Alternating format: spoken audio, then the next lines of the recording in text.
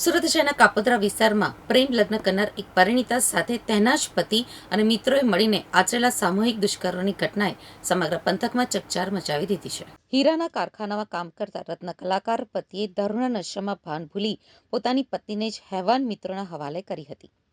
પોલીસે આ મામલે ચારેય આરોપીઓ વિરુદ્ધ ગેંગરેપનો ગુનો નોંધી તપાસના ચક્રો ગતિમાન કર્યા છે. ભોગ બનનાર 25 વર્ષીય પરિણીતાએ પોલીસ ફરિયાદમાં જણાવ્યું હતું કે તેણે અમરેલીના બગસરાના વતની એવા યુવક સાથે પ્રેમ લગ્ન કર્યા હતા. બંને કાપોદ્રાની લક્ષ્મણનગર સોસાયટી પાસે ભાડાના મકાનમાં રહેતા હતા. પતિ હીરા ઘસવાનું કામ કરતો હતો.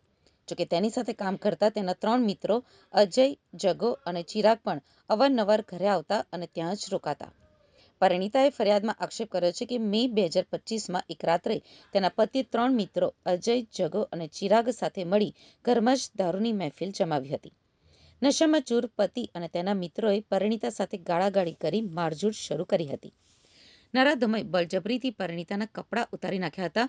પતિની હાજરીમાં જ તેના 3 મિત્રોએ વારાફરતી દુષ્કર્મ ગુજાર્યું હતું અને પતિ પણ આ પાપમાં સામેલ થયો હતો. આ કૃત્ય બાદ આરોપીઓએ ધમકી આપી હતી કે જો કોઈનું મોઢું ખોલ્યું તો તારી લાશ પણ નહીં મળે.